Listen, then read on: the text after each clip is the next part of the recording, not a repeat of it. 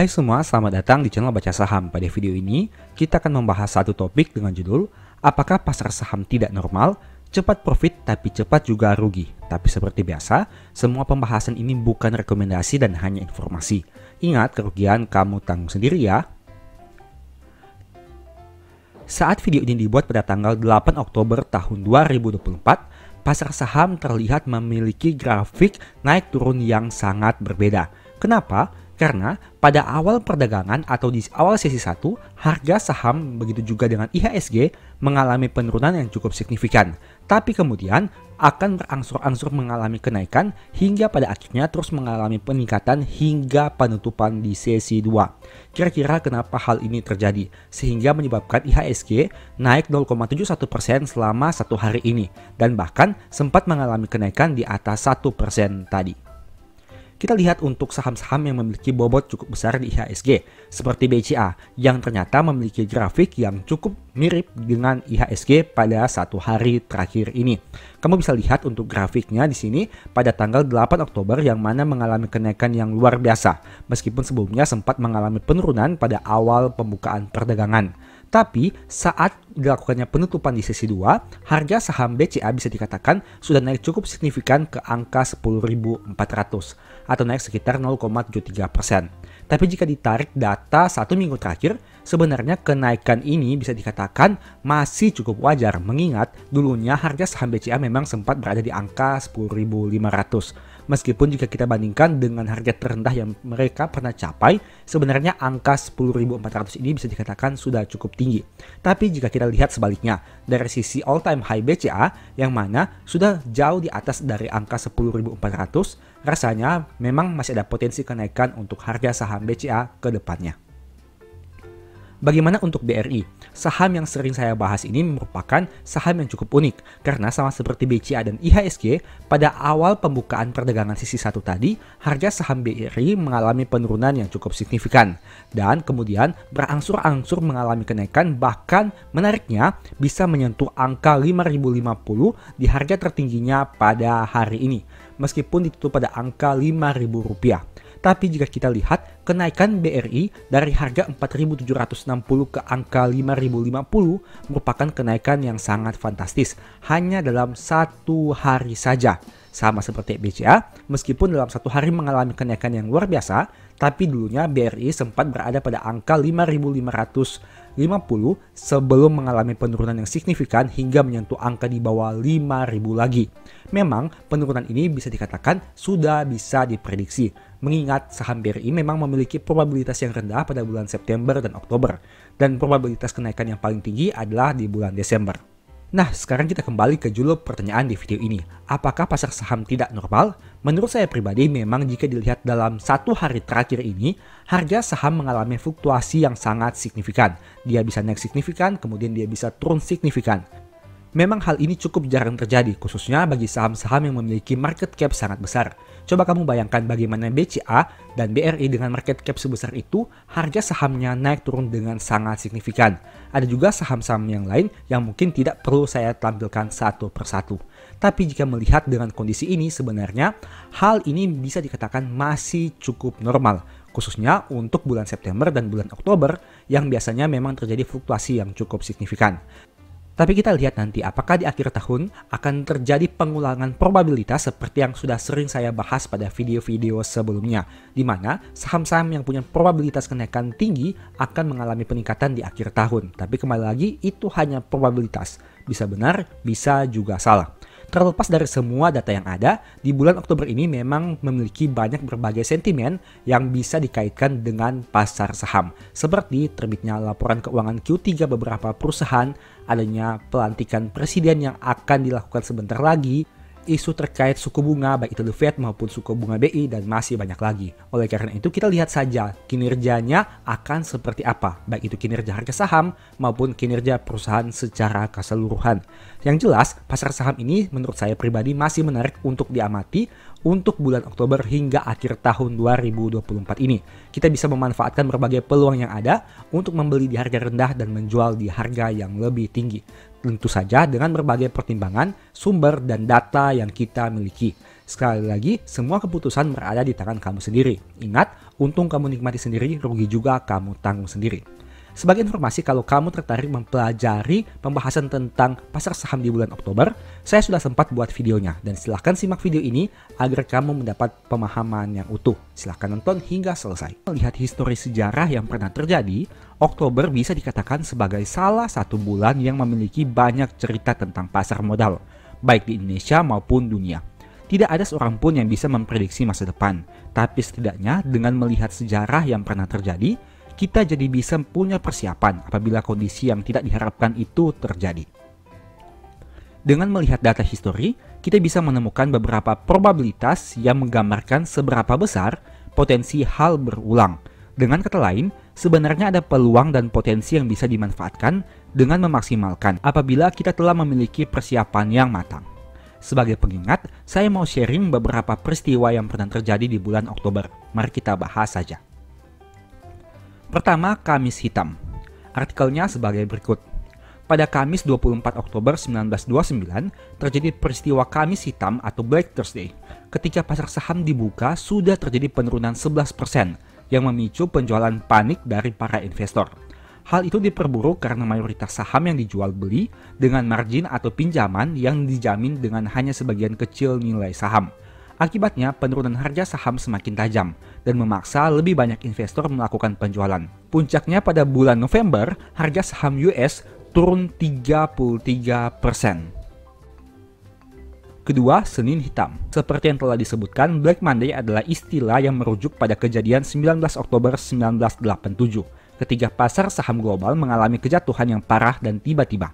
Pada hari itu, Dow Jones Industrial Average anjlok hingga 22,6%. Yang merupakan persentase penurunan satu hari terbesar dalam sejarah. Kejatuhan ini juga mempengaruhi pasar saham di seluruh dunia dengan penurunan signifikan pada beberapa indeks.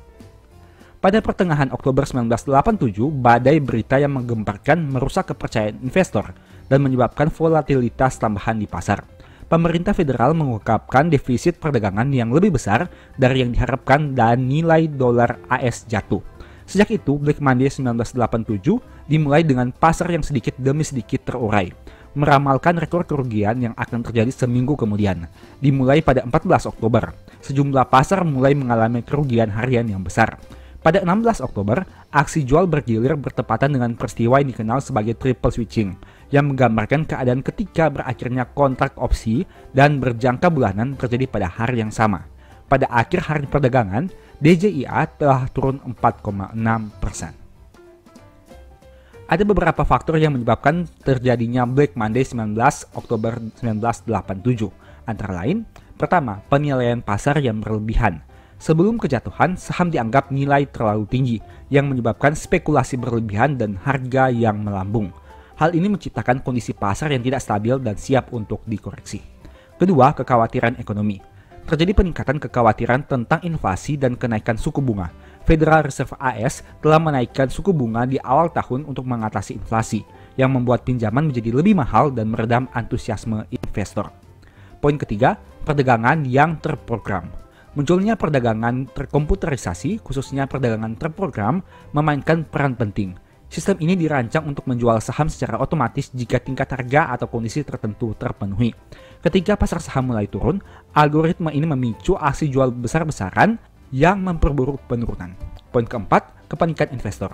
Black Monday 1987 juga terjadi karena adanya kepanikan investor. Penurunan awal memicu aksi jual panik yang meluas. Ketika investor telah melihat pasar jatuh, mereka bergegas menjual saham yang menyebabkan efek bola salju dan semakin menekan harga. Kelima, faktor ekonomi global. Kekhawatiran tentang ketidakseimbangan perdagangan dan potensi dampak kebijakan ekonomi pada pasar internasional berkontribusi terhadap keresahan pasar secara keseluruhan. Keenam, kurangnya likuiditas pasar. Ketidakmampuan pasar untuk menyerap volume penjualan yang tinggi menyebabkan penurunan tajam karena tidak ada cukup pembeli untuk mengimbangi tekanan jual. Faktor-faktor ini berpadu dalam lingkungan yang tidak stabil, yang menyebabkan kejatuhan tajam dan tiba-tiba menandai terjadinya Black Monday 1987.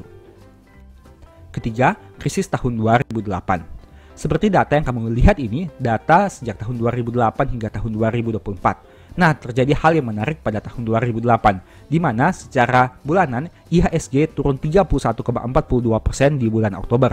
Angka ini menjadi penurunan terbesar jika kamu lihat dalam data beberapa tahun terakhir. Nah, secara tahunan di tahun 2008, IHSG turun 50,5%, yang mana 31,4% disumbang oleh bulan Oktober.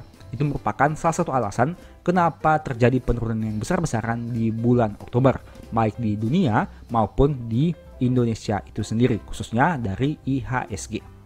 Berikut ini beberapa dampak krisis moneter tahun 2008 ke Indonesia. Yang pertama, penurunan IHSG seperti yang tadi sudah kita bahas. Yang kedua, tekanan di pasar obligasi. Ketiga, krisis likuiditas pada perbankan. Nah, bagaimana dengan tahun 2024? Setidaknya saat video ini dibuat, ada 3 berita hangat di bulan Oktober. Tapi sebelum itu, kamu bisa lihat dengan data yang tadi kita bahas. Baik itu krisis di Indonesia pada tahun 2008 terjadi di bulan Oktober, yang mana harga saham turun signifikan. Begitu juga ada peristiwa Black Monday dan peristiwa Black Thursday. Kamu bisa lihat dengan 3 data yang sudah pernah terjadi ini, baik di dunia maupun di Indonesia. Apakah bulan Oktober merupakan bulan yang mengkhawatirkan? Jika melihat secara sejarah bisa dikatakan seperti itu. Tapi jika kamu amati lebih jauh lagi, sebenarnya pada beberapa tahun terakhir di Indonesia sendiri khususnya untuk IHSG, bulan Oktober bisa dikatakan tidak semengkhawatirkan itu. Karena pada beberapa tahun terakhir seperti tahun 2019, 2020, 2021, dan 2022, bulan Oktober terjadi kenaikan IHSG. Dan hanya di tahun 2023 terjadi penurunan 2,7%. Sehingga kita tidak tahu apakah di tahun 2024 ini akan mengulangi peristiwa di tahun 2023 yang terjadi penurunan, ataukah terjadi kenaikan harga saham dan indeks harga saham gabungan. Nah, sekarang kita akan lihat beberapa 3 berita hangat di bulan Oktober. Yang pertama, adanya kemungkinan BI memangkas suku bunga acuan lagi di bulan Oktober tahun 2024 ini. Kita tahu tentu bahwa penurunan suku bunga ini akan bergantung juga dengan keputusan The Fed. Sehingga kita akan lihat apakah terjadi penurunan lagi di bulan Oktober untuk suku bunga acuan. Jika hal ini terjadi, kemungkinan besar akan berdampak kepada pasar saham dan ekonomi secara keseluruhan. Berita kedua adalah terkait pelantikan presiden dan wakil presiden. Berdasarkan data yang ada di Google, akan dilakukan pada tanggal 20 Oktober tahun 2024. Hal ini juga bisa memberikan sentimen, entah itu positif ataupun negatif terhadap harga saham, dan hal itu juga bisa saja dimanfaatkan oleh spekulan-spekulan untuk memanfaatkan peluang yang ada, baik itu secara momentum ataupun potensi kedepannya secara jangka panjang. Dan berita ketiga, terbitnya laporan keuangan Q3 tahun 2024 untuk beberapa perusahaan. Seperti yang kamu tahu, untuk terbitnya laporan keuangan per data Q3 bisa mulai dari bulan Oktober dan seterusnya. Sehingga kita bisa melihat di sini akan terjadi lonjakan untuk saham-saham tertentu, baik itu kenaikan ataupun penurunan. Mengingat angka data dari laporan keuangan Q3 tahun 2024 ini bisa mempengaruhi keputusan dari beberapa pemegang saham, baik itu big fund ataupun kita yang hanya retail ini. Sehingga kita lihat saja apakah ada saham-saham tertentu yang akan mengalami kenaikan luar biasa dan sebaliknya. Ada saham-saham tertentu juga yang mungkin akan mengalami penurunan luar biasa. Kita semua tentu berharap kondisi ekonomi akan baik-baik saja dan pasar saham akan terus tumbuh. Dengan melihat histori yang pernah terjadi, kita tidak boleh terlalu takut tapi lebih kepada harus punya mitigasi resiko yang baik. Semoga saja di tahun 2024 ini kondisi akan stabil dan pasar saham akan terus naik sehingga memberikan keuntungan kepada para pemegang saham. Sebagai informasi, saya pernah bahas video menarik tentang harga rata-rata. Video ini mungkin bermanfaat apalagi saat terjadi penurunan harga saham. Nonton hingga selesai agar mendapat pemahaman yang utuh. Saya sudah pernah bahas beberapa video tentang money management yang semoga bisa memberikan banyak pemahaman baru kepada kamu. Ingat, yang fokus di sini adalah money management. Dengan kata lain, tujuan dari money management ini adalah untuk memperkecil potensi risiko apabila harga saham turun signifikan. Agar lebih jelas, mari langsung simak saja pembahasannya. Di tengah pasar saham yang sulit ditebak ini, kita tidak perlu terlalu takut dan khawatir. Yang perlu kita lakukan adalah menjaga agar psikologi tidak dipermainkan market dan memiliki strategi yang jelas dengan mempertimbangkan potensi resiko terburuk yang mungkin terjadi. Nah, apabila kamu ingin belajar lebih detail tentang hal itu, mungkin video yang sudah pernah saya upload beberapa waktu sebelumnya bisa membantu. Silahkan ditonton dan semoga ada manfaat baru yang kamu peroleh. Saya tertarik juga membahas lebih jauh tentang money management, terutama money management saat harga saham turun signifikan. Sekarang kita coba lihat contoh simulasi dari Pak Lokeng Hong yang pernah beli saham Bumi, nyangkut, average down, dan akhirnya bisa profit besar. tanpa basa-basi lagi, mari kita lihat contohnya seperti apa. Artikel ini kamu bisa baca bahwa di tahun 2012 harga saham bumi sekitar Rp1.000, tapi kemudian turun hingga menyentuh angka 50 perak. Saat kondisi itu terjadi, LKH terus membeli saham bumi dan melakukan average down. Pada akhirnya saham ini naik ke angka 500 dan LKH mampu keluar dari situ. Artikel lengkapnya adalah sebagai berikut. Bisa kamu baca berdasarkan tampilan yang ada berikut ini. Dari contoh itu ada dua kondisi pergerakan harga saham. Pertama, saat harga saham turun dari 1000 ke 50, berarti terjadi penurunan sekitar 95%. Itu artinya jika diasumsikan LKH beli saham bumi di harga 1000, berarti floating loss-nya mencapai 95%. Meski begitu, kita hanya berasumsi saja, karena tidak tahu secara pasti di harga berapa dia membeli saham ini. Kondisi kedua, harga saham bumi yang sebelumnya tidur digocap, tiba-tiba naik hingga ke angka 500 dan LKH berhasil keluar di situ. Artinya terjadi kenaikan harga saham sekitar 900% saat saham bumi terbang ke 500. Pertanyaannya, agar LKH bisa memperoleh keuntungan minimal 100%, padahal sebelumnya nyangkut besar, bagaimana caranya? Apabila kita asumsikan LKH membeli saham bumi di harga 1000, melakukan average down di harga 50, dan menjualnya di harga 500.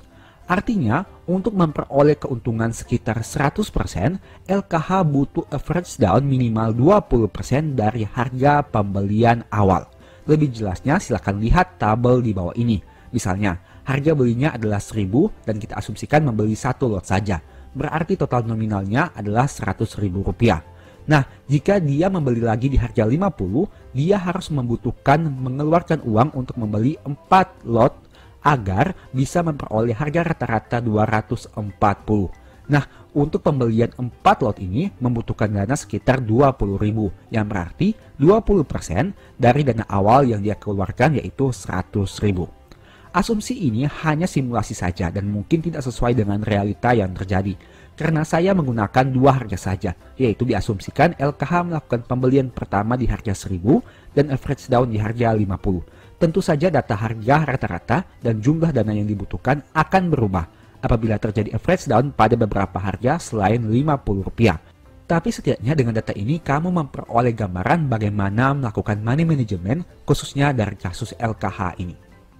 Apabila hanya menggunakan data ini saja, berarti untuk memperoleh keuntungan sekitar 100% saat menjual sahamnya di harga 500, harga rata-rata sahamnya harus di bawah 250, karena kenaikan dari 250 ke 500 adalah 100%. Dengan asumsi pembelian awal sebanyak 100 lembar atau 1 lot, berarti dibutuhkan average down 400 lembar atau 4 kali lipat lebih banyak pada harga 50, agar harga rata-ratanya menjadi 240, seperti yang saya sudah sampaikan tadi.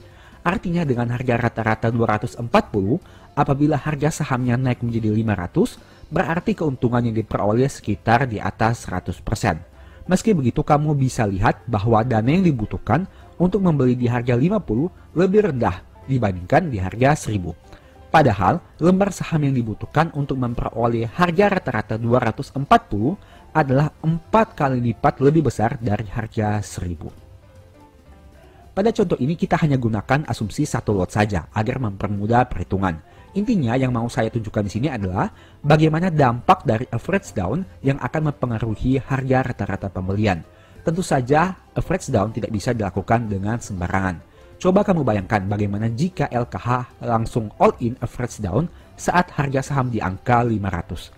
Tentu saja harga rata-ratanya bukan lagi 240, tapi menjadi di atas 500 per lembar saham. Inti dari simulasi ini adalah kamu bisa melihat hubungan antara harga pembelian awal dan jumlah dana yang dibutuhkan untuk average down. Semakin besar dana awal yang kamu keluarkan, membuat dana average down yang dibutuhkan akan semakin besar juga apabila penurunan harga saham tidak terlalu jauh. Pada contoh simulasi ini beruntungnya, harga saham turun 95% dari 1000 ke 50. Jadi di harga 50, dana yang dibutuhkan hanya 20% dari dana awal. Padahal lembar sahamnya harus 4 kali lipat lebih banyak. Coba kamu simulasikan sendiri, bagaimana jika harga saham yang kamu average down hanya turun 50%. tentu saja dana yang dibutuhkan akan menjadi lebih besar. Saya sudah sempat mengatakan di video-video sebelumnya bahwa money management yang baik menurut saya pribadi akan jauh lebih berguna dibanding metode yang hebat. Kenapa? Metode yang hebat mungkin membantu kamu untuk membeli di harga yang terbaik. Tapi money management lah yang akan menyelamatkan kamu saat harga saham bergerak di luar prediksi atau terjadi penurunan yang sangat signifikan. Karena pada intinya tidak ada metode yang 100% tepat. Jika analisa kita tepat tentu tidak masalah. Tapi bagaimana jika analisa meleset? Plan B apa yang sudah kamu rencanakan selanjutnya? Itulah fungsi money management yang sebenarnya. Bukan untuk mencari profit paling besar, tapi untuk meminimalisir agar jangan sampai rugi terlalu banyak. Sebagai informasi, kalau kamu mau belajar tentang money management lebih detail, mungkin ebook The Stock Market dan strategi nabung saham ini bisa membantu. Di sana ada pembahasan terkait money management yang mungkin bisa bermanfaat bagi kamu. Info pembelian silahkan chat saja di nomor WA di akhir video. Pada video ini saya tentu tidak akan mengulangi pembahasan tadi, tapi akan membahas dari sudut pandang yang lebih luas. Ada satu hal menarik yang ingin saya garis bawahi tentang metode nabung saham, yaitu harga rata-rata. Poin ini jarang dibahas dan bahkan sering dilupakan. Bagi kamu yang sudah sering nonton video baca saham, kamu tentu sudah tahu bahwa saya sering mengkaitkan metode nabung saham dan dividen investing, di mana dalam jangka panjang, jika mengumpulkan lembar saham semakin banyak, akan ada saatnya dividen menjadi semakin besar juga. Nah, di video ini, saya tidak akan bahas topik itu lagi, tapi akan membahas dari sisi harga rata-rata. Harga rata-rata merupakan suatu harga yang akan kamu peroleh apabila rutin membeli saham. Artinya semakin rutin kamu beli saham, harga rata-rata juga akan semakin sering berubah. Apabila harga beli kamu semakin tinggi, harga rata-rata semakin tinggi juga. Tapi apabila harga beli kamu semakin rendah, harga rata-ratanya juga akan semakin rendah. Intinya, untuk memperoleh harga rata-rata yang cukup ideal, kamu perlu mengusahakan untuk membeli saham pada harga yang lebih rendah. Pertanyaannya, bagaimana caranya? Ada beberapa strategi yang mungkin bisa kamu gunakan. Pertama, mencari bulan dengan probabilitas kenaikan harga paling rendah. Dari data ini kamu bisa lihat bahwa saham BBRI punya probabilitas kenaikan paling rendah di bulan April, Juni, dan September. Saya mengambil contoh saham BRI, tapi kamu juga bisa gunakan saham yang lain. Kamu bisa lihat di sini bahwa pada bulan April, probabilitas kenaikannya hanya 30%. Pada bulan Juni 44% dan pada bulan September 44%. Dalam 12 bulan terakhir, hanya 3 bulan ini yang punya probabilitas kenaikan di bawah 50%. Artinya kamu bisa memanfaatkan hal ini untuk melakukan pembelian saham. Kedua, mencari bulan dengan penurunan harga paling tinggi. Dari data ini kamu bisa lihat bahwa harga saham BRI pernah turun di atas 10% pada bulan Maret, April, Juni, September, dan November. Kamu bisa lihat bahwa pada bulan Maret tahun 2020 harganya turun 27,9%. Pada bulan April tahun 2024 18%, pada bulan April 2018 10%, pada bulan Juni tahun 2022 10%, pada bulan Juni tahun 2015 12%, pada bulan September tahun 2020 13%, pada bulan September tahun 2015 18%, dan pada bulan November 2016 turun 10,63%. Bulan yang saya sebutkan tadi merupakan penurunan harga saham BBRI di atas 10%. Poin ketiga, membeli saat ex-date dividen. Dari data ini kamu bisa lihat bahwa saham BRI cenderung bagi dividen final di bulan Maret, setidaknya untuk tahun 2022, 2023, dan 2024. Gambar di sebelah kiri ini merupakan tanggal cum date dividen BBRI, baik itu dividen interim dan dividen final. Tapi pada video ini kita hanya menggunakan 3 contoh dividen final, yaitu di tahun 2022 hingga tahun 2024. Kamu bisa lihat di sini, pada tahun 2022, harga saham BBRI turun dari 4.640 ke angka 4.370, dengan kata lain turun sekitar 5,8%. Tahun 2023, turun dari 4.920 ke 4.720, sekitar 4%. Dan pada tahun 2024 ini, turun dari 6.450 ke 6.050, dengan kata lain turun sekitar 6,2%. Ini merupakan tampilan chart saat ex-date dividen. Dengan kata lain, terjadi penurunan yang cukup signifikan dari angka 4% hingga 6,2% dalam 3 tahun terakhir. Dengan 3 metode sederhana tadi saja, sebenarnya kamu sudah dapat informasi bahwa saham BBRI kemungkinan akan turun pada bulan Maret, April, Juni, September, dan November. Bulan Maret biasanya mereka bagi dividen, dan dulu sempat ada histori penurunan 27% saat krisis di bulan Maret tahun 2020. Bulan April saham ini punya probabilitas kenaikan paling rendah, yakni hanya sekitar 30-an%. Bulan Juni, September, dan November, BRI pernah turun di atas 10%. Kita koreksi, bukan di bawah tapi di atas 10%. Data yang kamu lihat ini setidaknya merupakan data dalam 10 tahun terakhir. Saya menggunakan contoh BRI, tapi kamu juga bisa simulasikan dengan saham yang kamu pilih. Tapi ingat, sebelum beli sahamnya, pastikan saham yang akan kamu tabung itu masuk pada kriteria saham yang bisa ditabung. Sekarang pertanyaannya, seberapa berpengaruhnya harga pembelian terhadap harga rata-rata? Mari simak dua contoh berikut ini agar kamu punya gambaran. Contoh pertama, diasumsikan beli saham setiap harga turun Rp100. Harga beli awalnya adalah Rp5.000. Dan kita asumsikan terjadi pembelian setiap harga saham turun Rp100. Dengan kata lain, average down dilakukan pada harga Rp5.000 hingga ke Rp4.000. Nah, dengan kondisi ini, harga rata-ratanya menjadi Rp4.500. Itu artinya terjadi penurunan dari Rp5.000 ke Rp4.500 sekitar 10%. Tapi di sisi lain, apabila harga sahamnya naik dari Rp4.500 ke Rp5.000, maka ada potensi kenaikan 11%. Contoh kedua, diasumsikan beli saham setiap harga turun Rp200. Nah, itu artinya akan dilakukan average down dari harga Rp5.000 hingga ke harga Rp3.000. Dengan kata lain, harga rata-ratanya sekitar Rp4.000 apabila diasumsikan kita membeli dengan lembar saham yang sama.